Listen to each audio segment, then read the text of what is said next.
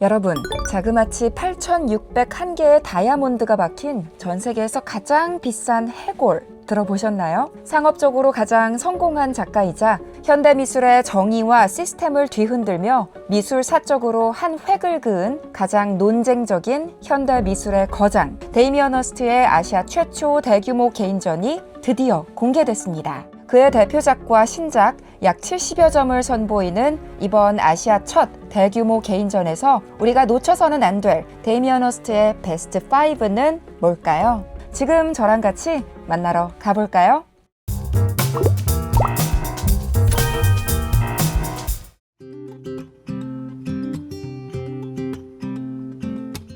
좋은 콘텐츠는 거실의 스크린에만, 손바닥의 모니터에만 머물지 않잖아요. 날도 따뜻해졌는데 여러분, 밖으로 한번 나와볼까요? 네, 오늘 전시를 좀 밀도 있게 관람하기 위해서 특별히 모셨습니다. 변영선 학예사님, 안녕하세요. 안녕하세요. 와, 이렇게 미술관의 문을 활짝 열어주셔서 감사합니다. 아닙니다. 찾아주셔서 정말 감사합니다. 대충 둘러봤는데도 규모가 어마어마해서 놀랬거든요. 전시장에 직접 와서 구경을 해야 되는 이유가 있을까요?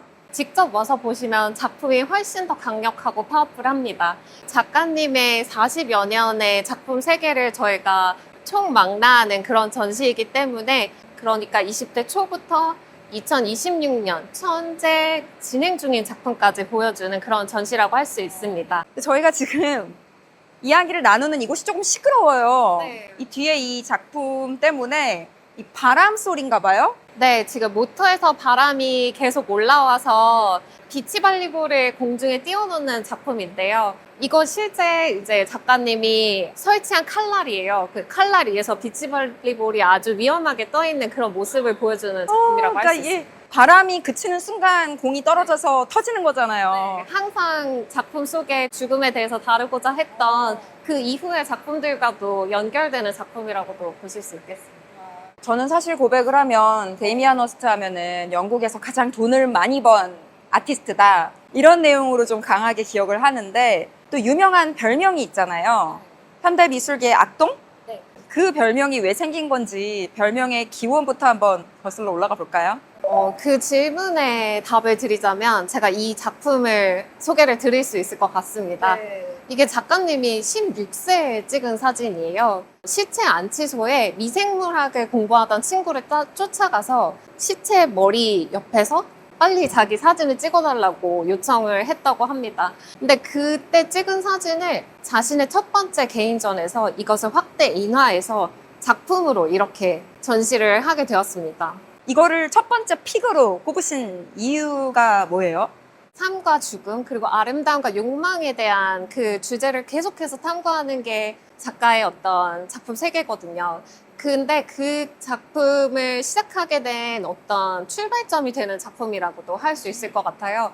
어떻게 해서 이렇게 죽음에 대해서 계속 관심을 갖게 되었는지, 이걸 고민하게 되었는지, 그리고 그 죽음 때문에 인간이 갖게 되는 불안이라는 감정에 대해서 다루게 되었는지, 이런 것들의 출발을 보여주는 거죠. 몸은 없고 머리만 남아있는 시신이어서 너무 경악스러운데, 근데 나중에 알고 보니까 본인이 인터뷰에서 밝히기를 자기도 갑자기 옆에 있는 시신이 눈을 뜰까봐 너무 겁났다고, 공포를 느꼈다고. 그래서 네. 오히려 이제 그 공포를 애써 감추려고 더 오버해서 이렇게 입이 찢어질 것처럼 웃으셨다고. 웃고 있었다고 네. 하더라고요. 또 애써 웃는 얼굴과 나란히 짝지어 놓으니까 그 둘이 정반대편에 있는 게 아니라 한 끗 차이로 공존한다는 느낌이 들더라고요.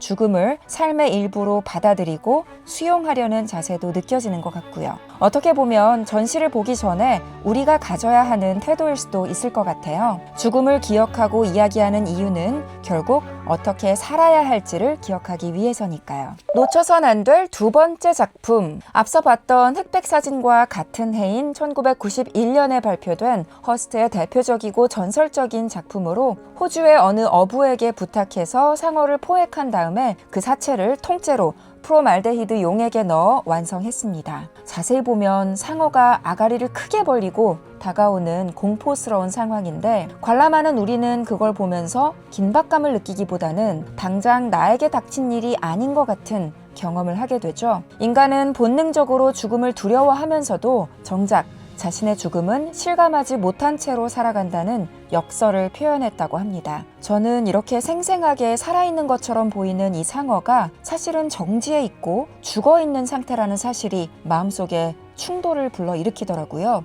우리가 눈앞에서 관찰하고 있다고 믿는 이 대상이 사실은 살아 생동하는 진짜 상어가 아니라 이미 죽어서 생명을 다해버린 상어라는 점이 모순적이니까요.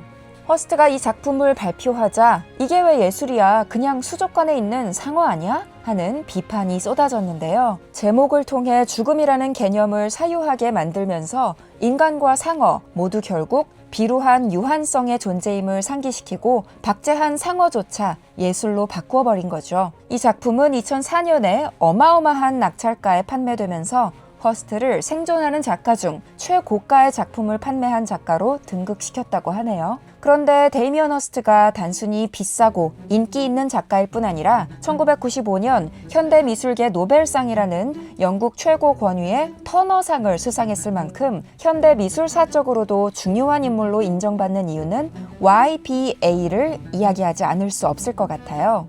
1988년 골드스미스 대학 시절 데이미언 허스트가 이른바 Young British Artists, 젊은 영국 작가들과 함께 낡은 창고를 빌려 전시회를 열면서 현대미술의 문법을 바꾼 사건인데요. 이로 인해 침체됐던 영국 미술계가 활력을 되찾았고 이후로도 데이미언 허스트는 대중적이고 파격적인 작품들을 연달아 발표하면서 현대미술은 어렵다는 편견과 기존의 관습을 파괴하고 현대미술의 지평을 넓힌 것으로 평가받는다고 합니다.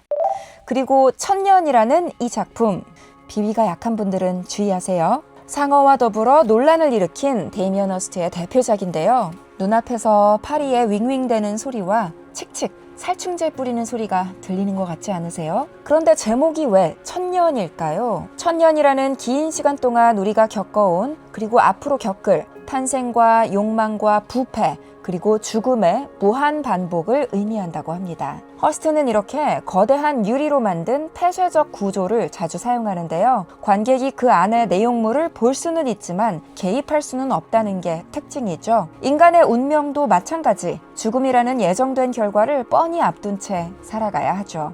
이쯤 되니 데이미언 허스트가 왜 가장 논쟁적인 현대미술 작가인지 아시겠죠? 동물 박제 시리즈는 수많은 동물이 희생되어 동물단체의 항의가 빗발쳤고요. 높은 작품의 가격 때문에 돈만 아는 장사꾼이라는 비난도 받았는데요. 과연 우리는 그럼 이러한 비난에서 자유로울 수 있을까요? 어쩌면 이 모든 역설조차 그가 작품 세계를 통해 보여주고자 한 게 아닐까요? 와, 아마도 여기 오시는 관객분들이 가장 큰 감탄사를 내뱉을 작품이 아닐까 싶은데 이걸 제가 두 눈으로 보게 될 줄이야. 신의 사랑을 위하여라는 작품이고 백금으로 주조된 해골에 8,601개의 다이아몬드를 박아서 만든 그런 작품입니다. 그러면 치아는 사람의 치아인 거죠? 네, 치아는 실제 치아입니다. 그래서 보시면은 치아 한 개가 빠져 있어요.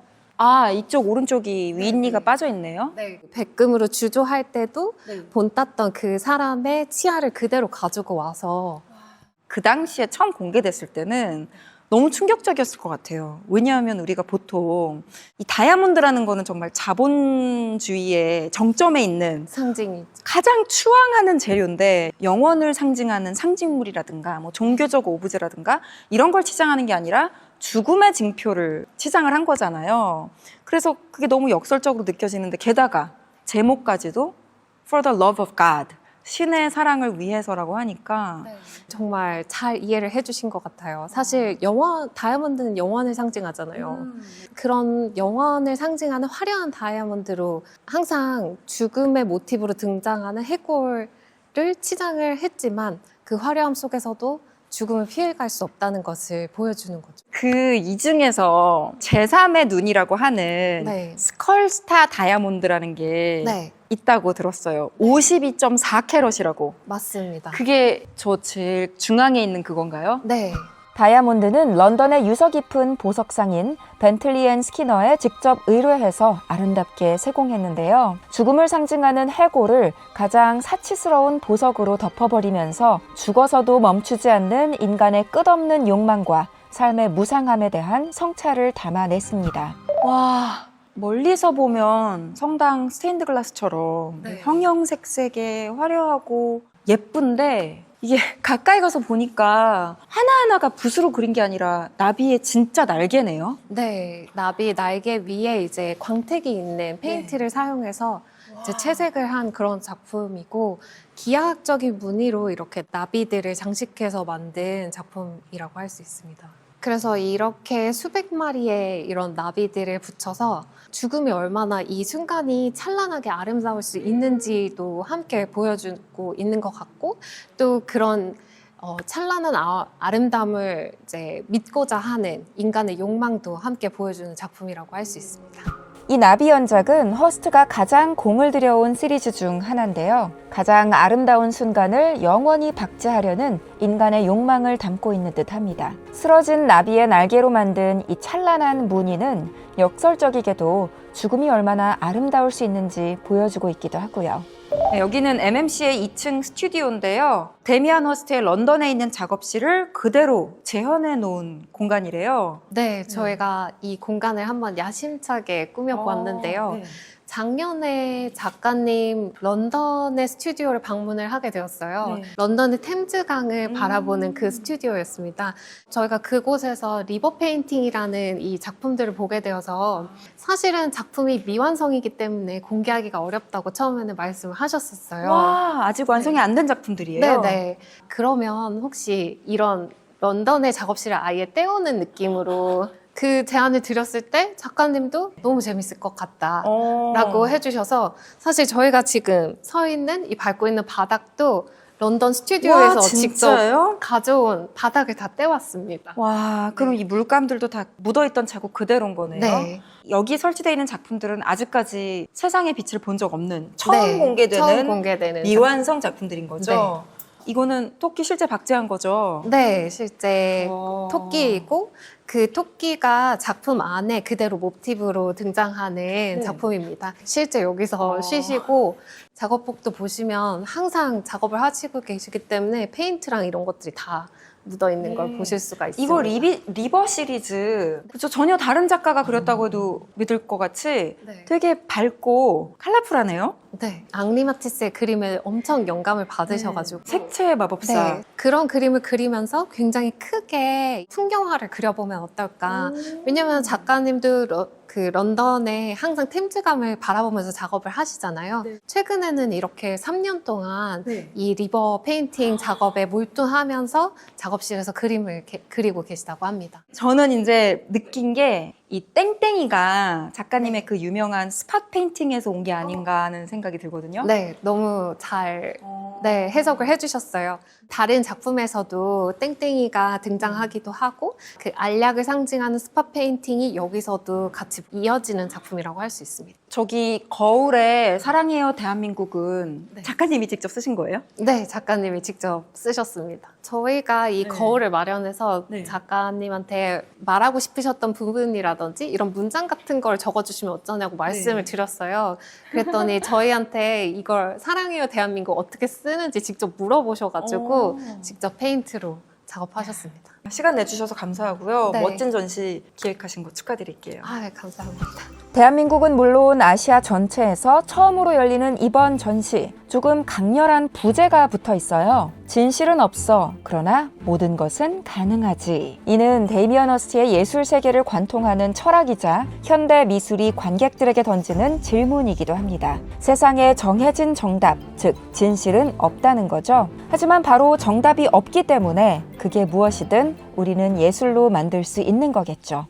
그런데 놓치면 안 될 이번 주 새로운 작품들이 더 있죠. 4월 1일 만우절 거짓말처럼 전설적인 영화 킬빌이 무삭제 완전판으로 돌아옵니다. 킬빌 더 홀 블러디 어페어는 결혼식장에서 모든 것을 빼앗긴 암살자 키도가 남편 빌을 응징하는 킬빌 1부, 2부와 더불어서 기존에 볼 수 없었던 장면까지 추가된 버전인데요. 그렇다 보니 무려 275분이라는 러닝타임에는 인터미션까지 포함된다고 합니다. 이동진 평론가도 반할 수밖에 없었던 지독한 영화 덕후 퀸틴 타란티노가 사랑하는 영화들에 바치는 오마주 미학의 끝판왕. 한 번 들으면 잊을 수 없는 OST와 20여 년이 지난 지금도 회자되는 놀라운 액션씬들은 우리가 극장에 가야 할 충분한 이유겠죠. 복원하면서 더 매력적이고 만족스러운 버전으로 탄생했다는 킬빌, The Whole Bloody Affair. 이소룡표 노란색 트레이닝복을 입은 우마 서먼의 핏빛 복수극. 우리 확인하러 갈까요? 액션 드라마 팬이라면 손꼽아 기다렸을 사냥개들 시즌2가 4월 3일 넷플릭스에서 공개됩니다. 훈훈한 피지컬의 브로맨스, 우도환, 이상희 조합에 데뷔 이후 첫 빌런을 맡은 정지훈까지 거침없는 액션을 기대하게 만드는데요. 복싱 선수인 두 청년이 사람 목숨보다 돈이 먼저인 사체의 세계에서 목숨 걸고 싸우는 이야기가 시즌1이었다면 사냥개들 시즌2에서는 불법으로 글로벌 복싱 리그를 지배하는 정지훈을 상대로 또 한 번 통쾌한 훅을 날리는 이야기라고 하죠. 영화 청년경찰, 사자의 김주원 감독이 시즌1에 이어 시즌2 역시 각본과 연출을 맡아 한층 더 업그레이드된 사냥개들을 몰고 온다고 하네요. 쉴 새 없이 빠르게 꽂히는 맨손 액션, 타격감과 속도가 더해진 사냥개들 시즌2, 날카로운 한방 기대할게요. 아직 이 드라마 안 보셨나요? 주지훈의 휘파람으로 끝난 1화의 파격 엔딩부터 화제가 된 ENA 드라마 클라이맥스인데요. 중증 외상센터로 정점을 찍은 주지훈이 흑수저 검사로, 여기에 그의 아내이자 최고 여배우인 하지원, 그리고 믿고 보는 배우 오정세, 차주연까지 가세한 작품입니다. 검사 주지훈이 야망을 위해 최고의 여배우인 하지원과 전격 결혼하며 권력의 클라이맥스로 오르려는 이야기. 클라이맥스도 놓치지 마세요. 여러분, 라플 위클리 스피노프 안현모의 라플 위클리 핫 앤 뉴 4화 어떠셨나요? 매주 영화, OTT뿐 아니라 공연, 전시까지 가장 핫한 콘텐츠 소식 추천해 드릴게요. 알고리즘보다 정확한 이번 주 콘텐츠 픽, 라플 위클리 핫 앤 뉴는 다음 주 요즘 제가 덕질하고 있는 배우, 헐리우드의 신성이죠. 체이스 인피니티의 모든 것에 대해 소상히 알려드릴게요. 이번 주도 즐겁게 보내시고요. 다음 주 월요일에 다시 만나요. 안녕.